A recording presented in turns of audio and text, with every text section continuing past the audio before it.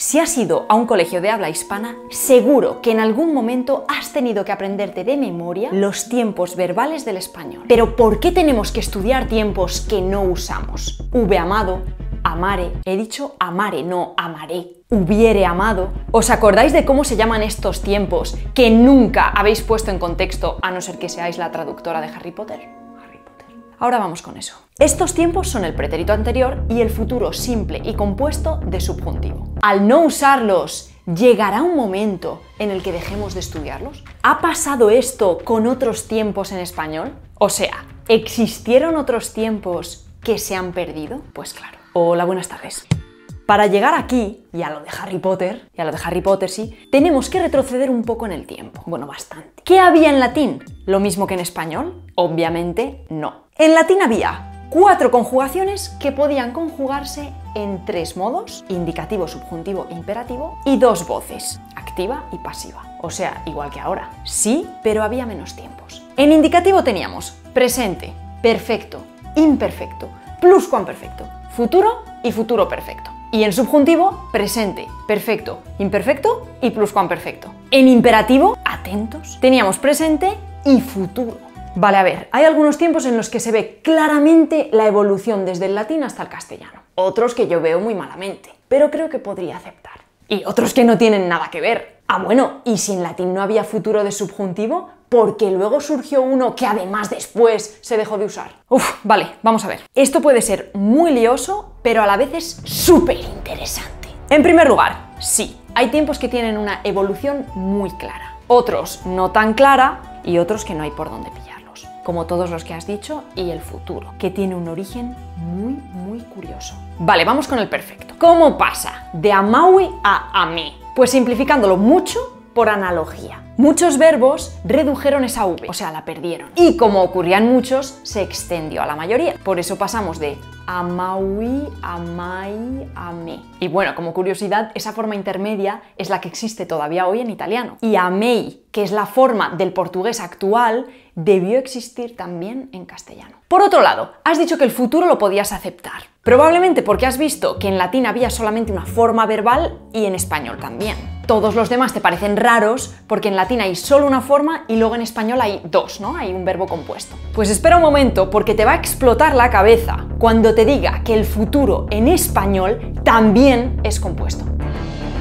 La forma del futuro latino se fue confundiendo con el tiempo con otras formas. Hubo mezclas, confusiones... O sea, era una forma un poquito problemática. Y además, desde el punto de vista semántico, o sea, del significado, es un tiempo incierto. Me explico. El presente es un tiempo muy estable. El pasado también. ¿Por qué son estables? Pues porque se usan para hablar de vivencias. Grosso modo son tiempos con los que puedes recordar y hablar de cosas reales. Y sin embargo el futuro es semánticamente incierto porque no sabemos lo que va a pasar. Y claro, esto hace que tanto semántica como formalmente, o sea que tanto el significado como la forma del verbo, lo que escribimos, lo que decimos, sea muy inestable. Probablemente por todo ello, el futuro es el tiempo que más ha cambiado desde el protoindoeuropeo hasta ahora. De hecho, el hitita no tenía futuro. Recordad que el hitita fue la lengua que primero se desmembró del tronco común de las lenguas indoeuropeas. O sea, de las lenguas indoeuropeas fueron saliendo otras lenguas, como por ejemplo el latín, de la que luego fueron saliendo el castellano, el francés, el italiano. Pues la que primero salió de ese tronco común fue el hitita. Y si el hitita no tenía futuro, podemos suponer que antes, que en el momento en el que se desmembró, el protoindoeuropeo no tenía futuro tampoco. Y que el futuro surgió después, con una partícula, va o algo así que servía para expresar voluntad. Fíjate qué mecanismo tan simple, que es el que existe todavía hoy con el inglés. I will go. Will es voluntad. Pero también en rumano, griego moderno y muchas otras lenguas. Pero claro, tened en cuenta que ninguna de las razones que os he dado es suficiente para justificar ningún cambio. Las lenguas son súper ambiguas, mucho más de lo que somos conscientes. Y no pasa nada, pero si mezclas muchas razones diferentes, como es el caso, sí puedes empezar a dilucidar una hipótesis realista. Así que, por todo esto, ya en latín tardío, y no tan tardío, surgieron varias formas de expresar futuro. Una de ellas era usar el participio de futuro con el verbo sum como auxiliar. El verbo sum en latín es más o menos como el verbo ser. Otra era usar verbos de movimiento. Eo, wado, wenio, cantare. Participio futuro, ¿qué es eso? Es que esto es súper interesante también. En latín había 4 participios. El de presente, que no existe en español, pero sí en francés, y es el que termina en en, que sería como si sustituyéramos una oración de relativo, por decirlo mal y rápido. Les garçons pensent. El niño que piensa. Sería como cuando en inglés usamos algunos adjetivos con ing. Luego estaba el participio pasado, o sea, el que tenemos nosotros también en español. Pensado, comido, hecho. Y luego estaba el futuro y el futuro pasivo. El participio de futuro también podríamos decir que se sustituiría por una oración de relativo. Vale, entonces decías que en latín tardío había diferentes formas de expresar el futuro, como usar el participio de futuro con sum como auxiliar, o usar verbos de movimiento, más o menos como tenemos ahora cuando decimos voy a cantar. ¿Qué más formas había de expresar futuro? Luego tenemos una tercera forma, que es la que más nos interesa. Cantare habeo, o sea, el infinitivo y el presente del verbo haber, que está funcionando de verbo auxiliar. Y esta tercera forma ya existía también en latín. Además, triunfó sobre todas las demás. ¿Por qué? Pues quizás porque era la que tenía un sentido más cercano al deseo o a la necesidad, que ya hemos visto que es algo que semánticamente suele asociarse al futuro. ¿Cómo que tenía un sentido de deseo o necesidad? Cantare habeo sería como tengo, cantar. No entiendo. Espera. Eso sería como cantar es decir, como la perífrasis de obligación de cantar. Tengo que cantar. Solo que el verbo conjugado estaba al final. Cantar, cantar, sí. Y es súper lógico, porque si tenemos la obligación de hacer algo, de cantar, significa que tarde o temprano vamos a cantar. Tengo hits porque yo senté la base. En los primeros tiempos del castellano escrito todavía no había perdido su valor de perífrasis. O sea, todavía se identificaban 2 verbos. Igual que ahora identificamos 2 verbos en suelo dormir. De hecho, era incluso posible escribir un pronombre entre los 2. Contaru os lo hemos, os lo contaremos. Un ejemplo real de la época alfonsí. Y la evolución desde este punto hasta la actual es muy sencilla. Al final, esa noción de perífrasis se fue perdiendo hasta convertirse en una única forma. Cantare habeo, cantar cantaré. Y como curiosidad, en portugués escrito no hablado, la situación es muy similar a la del castellano medieval. Estudaloei, lo siento Leo, que significa lo estudiaré. Quizás el futuro es uno de los tiempos con los que más seguridad podemos decir que va a desaparecer. ¿Por qué? Pues porque actualmente el español prefiere usar la perífrasis ir a más infinitivo para hablar de futuro. De hecho, casi todas las veces que usamos el futuro simple podemos sustituirlo por la perífrasis. Pero no siempre que usamos ir a más infinitivo podemos sustituirlo por el futuro simple, o al menos no va a significar lo mismo. Y esto está pasando porque el futuro está perdiendo poco a poco su semanticidad para encargarse únicamente de la hipótesis o de la probabilidad, e incluso cuando estas son en presente. ¿Lo hueles? Huele a conocimiento. Será la lingu contando algo súper interesante. Es una hipótesis de presente, pero usamos el futuro para expresarla. ¿Por qué? Pues muy lógico, si lo pensáis, todavía tiene ese valor de obligación que hemos visto antes. Y por eso podríamos sustituir el futuro por deber. Debe ser la lingu. Sin embargo, si usamos el futuro y decimos mañana iré a casa de Bernie, suena un poco raro. O sea, raro en el sentido de que no estoy transmitiendo mucha certeza. Bueno, no sé, probablemente vaya a casa de Bernie. Si queremos transmitir mayor certeza, vamos a usar el presente. Mañana voy a casa de Bernie. Incluso si no queremos transmitir tanta seguridad, podríamos usar la perífrasis de futuro. Mañana voy a ir a casa de Bernie. Pero hay una cosa que quiero dejar clara. Es muy difícil hacer predicciones en la lingüística. Y la lengua cambia con la sociedad. Así que, aunque ahora nos parezca que el futuro va a desaparecer, quizás en 2 generaciones se pone de moda y vuelve a repuntar. Vale, ¿y qué pasó con todas esas formas en latín que desaparecieron y se convirtieron en perífrasis con el verbo haber? Bueno, a ver, los tiempos verbales en latín, al ser sintéticos,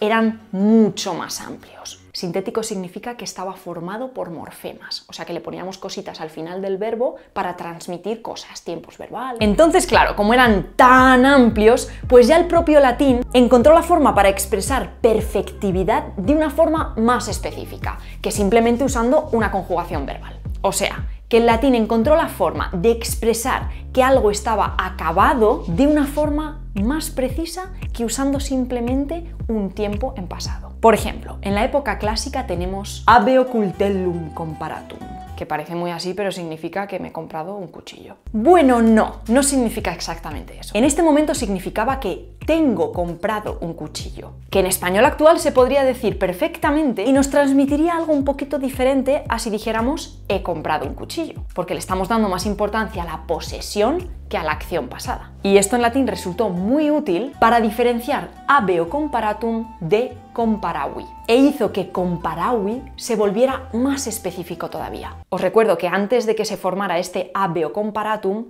comparavi servía para todo. Y ahora que tenemos las dos, vamos a tener la diferencia que tenemos actualmente de compré y he comprado. Bueno, actualmente en las regiones en las que se hace esa diferencia. Al principio, este habeo comparatum, bueno, mejor dicho, esto de usar el verbo haber y un participio, se usaba solamente en frases transitivas, es decir, frases en las que tenemos un objeto directo. En el caso anterior, el cuchillo. Habeo expresaba posesión, tengo, y así lo sentían los hablantes. Sin embargo, con el paso del tiempo fue perdiendo este sentido de posesión y su uso fue extendiéndose a otros verbos que eran intransitivos, o sea, verbos que no tienen un objeto directo, como por ejemplo, habeo intellectum. He entendido. Pero cuidado, porque este sentido de posesión se mantuvo bastante y hasta el siglo XIII era común escribir he compradas unas vacas, porque todavía significaba tengo compradas unas vacas. Y por eso el participio compradas tenía que concordar con el objeto directo, unas vacas. Esto no es tan raro porque pasa lo mismo en francés y en italiano actualmente. Y en el siglo XV esta concordancia estaba prácticamente perdida. He comprado unas vacas. Vale, ahora que me sacas el tema del francés y del italiano, en estas lenguas no solamente se usa el verbo haber para formar el perfecto, sino que también existe el verbo ser. Por ejemplo, en español decimos han ido, pero en italiano dicen sono andati, o sea, no dicen hanno andato. Muy buena pregunta, Doro. Cuando todavía tenía ese sentido de posesión, tenía la necesidad de ir en frases transitivas. Entonces, ¿qué pasaba cuando teníamos un verbo que no era transitivo? Pues que el español usó, como el francés o el italiano, otro auxiliar. En lugar del verbo haber, usó el verbo ser. Han ido se decía son idos. ¿Y cuándo se deja de usar el verbo ser como auxiliar? Se van a usar los verbos ser y haber como auxiliares durante toda la Edad Media. Pero se pueden encontrar ya ejemplos con el verbo haber con verbos intransitivos, lo que significa que ya le iba comiendo terreno poco a poco. Y a partir del siglo XVI ya es muy difícil encontrar ejemplos con el verbo ser como auxiliar. Pero cuidado, porque hoy en día todavía podemos encontrar el verbo ser como auxiliar en algunas zonas. Entre otras, en la zona oriental de Andalucía. Aunque solo en subjuntivo. Fuera ido en lugar de hubiera ido. Vale, y una cosita que se me viene a la mente. Si el futuro viene del infinitivo y del verbo haber, y por eso las terminaciones del futuro son las mismas que las del verbo haber, con el condicional pasa lo mismo, ¿no? Porque tenemos también el infinitivo y las terminaciones del imperfecto, exacto. Ocurre exactamente lo mismo. El condicional en latín se expresaba normalmente con el subjuntivo. De hecho, podemos ver restos de ese uso en frases como si mañana fuera a tu casa, comería muy a gusto. Y es maravilloso que en el País Vasco se diga si mañana iría a tu casa, comería muy a gusto, porque han avanzado hacia la condicionalidad y ha abandonado el uso latino. Es decir, se ha avanzado más hacia el uso condicional del condicional y se ha abandonado ese uso tradicional del subjuntivo. Cuando empezó a usarse cantare habeo, al mismo tiempo se empezó a usar también cantare habebam, o sea, uno con el verbo en presente, el otro en imperfecto. Y tenía ese mismo significado de posesión, pero luego pasaría a ser intencionalidad o deber. Lo importante es que el imperfecto es un tiempo, bueno, realmente un aspecto. Lo de perfectivo, imperfectivo, o sea, explicado mal y rápido, sería como lo de acabado o inacabado. Pero bueno, el imperfecto no especifica cuándo están pasando las cosas, simplemente te dice que no están terminadas, por eso es imperfectivo. Por lo tanto, cantare habebam te estaba indicando una posesión indeterminada en el tiempo, incierto, es decir, algo hipotético. Al principio era una posesión, pero luego pasó a ser intencionalidad o deber. Vamos a poner un ejemplo. Prometió que vendría. ¿Qué ha pasado? ¿Vendrá? ¿No vendrá? No podemos saberlo, depende del contexto. Prometió que vendría y el mes que viene coge el avión. Pero también podemos decir, prometió que vendría, pero al final no pudo. O también, prometió que vendría y está aquí. O sea que puede ser un futuro, un pasado o un presente. Y claro, como tenía esta incertidumbre, pasó a significar condicionalidad o hipótesis. Como cuando ahora decimos, ayer no sé a qué hora me fui a la cama, serían las 3. Esto me parece súper interesante, pero espera porque aún no he terminado. Cuando yo era pequeña, como a todos los estudiantes, nos hacían aprendernos una tabla entera de tiempos verbales. Pero claro, había tiempos que sonaban rarísimos, como el pretérito anterior, el futuro de subjuntivo, ¿hube comido? ¿Comiere? ¿Qué pasa con ellos? ¿Por qué los tenemos que estudiar si no se usan? Y además el futuro de subjuntivo ni siquiera existía en latín. ¿De dónde ha salido?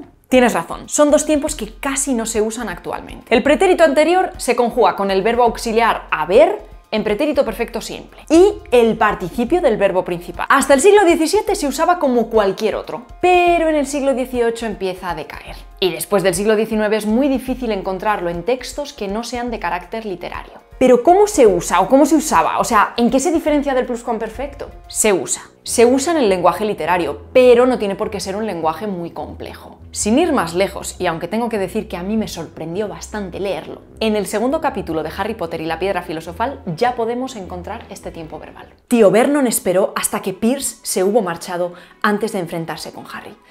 Vale, sí, este es el 5, pero es que no tengo el 1 aquí. Entonces, ¿en qué se diferencia el pretérito anterior del pretérito pluscuamperfecto? Pues bueno, los dos expresan una acción en el pasado en relación con otra acción más pasada. Antes de empezar a ver este vídeo, o sea, una acción en el pasado, empezar a ver el vídeo ya lleva un rato. Ya me había suscrito. Otra acción en el pasado, además mucho anterior, porque es que os suscribisteis hace muchísimo tiempo porque todo lo que os cuento es súper interesante. En el pluscuamperfecto, el tiempo que transcurre entre un pasado y el otro suele ser más grande que con el pretérito anterior. Si decimos antes de ver este vídeo ya me hube suscrito, significa que me suscribí hace poco tiempo. Entonces, aunque es un tiempo que sigue vivo, su uso es exclusivamente literario. ¿Y pasa lo mismo con el futuro de subjuntivo? Desde mi no tan humilde opinión, suena incluso más raro que el pretérito anterior. Y es que es un tiempo que está perdido incluso en el ámbito literario. En el siglo XVI se usaba muchísimo todavía, pero en el siglo XVII ya se empieza a notar que cae. Se considera que desapareció del habla habitual a lo largo del siglo XVIII. Y solo queda un resquicio en el extremadamente conservador y complejo lenguaje jurídico. Inciso, ¿no os parece preciosa la palabra resquicio? El resquicio es el espacio que hay entre la puerta y el quicio, palabra que por cierto viene de resquicio y no al revés. Y luego de ahí viene la expresión sacar de quicio, porque nos sacan de nuestro estado regular. Tú imagínate que sacan una puerta de su quicio. Pues así estoy yo cuando me ponen algunos comentarios que malo. Venga, vuelve. Estabas diciendo que solo queda un resquicio del futuro de subjuntivo en el lenguaje jurídico. Eso. Como por ejemplo, cuando hubiere pagado sus deudas, será libre. Se usa el subjuntivo porque expresa una hipótesis. Y el futuro porque esa hipótesis está en futuro. Era muy usado en condicionales y para expresar probabilidad, pero se ha visto sustituido principalmente por otros tiempos del subjuntivo como el presente. Cuando termine el vídeo, dale a me gusta y déjame un comentario, en lugar de cuando terminare el vídeo, dale a me gusta y déjame un comentario. O también como el imperfecto. Si mañana cogieras un avión y te largaras, yo sería muy feliz. En lugar de si mañana cogieres un avión y te largares, yo sería muy feliz. Tú ya sabes quién eres. Que no. Pero bueno, también hay que recordar que esta forma se ha fosilizado en algunas expresiones. Expresiones que hoy en día están muy vivas, como donde fueres, haz lo que vieres. Pero hay una cosa que todavía no entiendo. Si en latín no existía el futuro de subjuntivo, ¿por qué en español sí? ¿De dónde viene? Bueno, pues se supone que como había un parecido muy grande entre el futuro perfecto de indicativo, cantauero, o sea, habré cantado, y el pretérito perfecto de subjuntivo, cantauirem, o sea, haya cantado, hubo una confusión semántica, o sea, que se empezó a confundir el significado, y de ahí, de esa confusión, surgió el futuro de subjuntivo, cantare. Hay otros tiempos verbales que de manera regional han podido sufrir mayor o menor abandono. Por ejemplo, en el norte de España, sobre todo Galicia y Asturias, es extraño escuchar el pretérito perfecto compuesto y su uso se restringe a condiciones muy particulares. O sea, que se escucha más esta mañana llovió que esta mañana ha llovido. Vale, perdonad, se me da fatal. Y lo mismo ocurre en muchísimas zonas de Latinoamérica. Pero luego en la zona central de España, principalmente en Castilla, se nota que se está usando un poquito más el pretérito perfecto compuesto que el pretérito perfecto simple. O sea, que se escucha más ha llovido que llovió, incluso en situaciones en las que no debería, sobre todo con ayer. Ya se está escuchando ayer ha llovido en lugar de ayer llovió. Si hay alguien del centro de España aquí, que imagino que sí, alguien verá mis vídeos, ¿no? Ponedmelo en los comentarios, ¿os parece raro o no? Pero bueno, también es verdad que es muy pronto todavía para saber si esto está pasando, si el pretérito perfecto compuesto le está comiendo terreno al pretérito perfecto simple. ¿Qué pasa si vemos otras lenguas, romances? Pues que realmente ya ha habido un cambio en la lengua hablada hacia un mayor uso del pretérito perfecto compuesto, por ejemplo en francés o en italiano. Pero en portugués, sin embargo, se usa mucho más el perfecto simple. El perfecto se usa para especificar que una acción en el pasado se ha repetido muchas veces, o sea, indica un hábito. Vale, entiendo, pero todavía hay una cosa que... Mira, ya está, Dorotea, vete a dormir.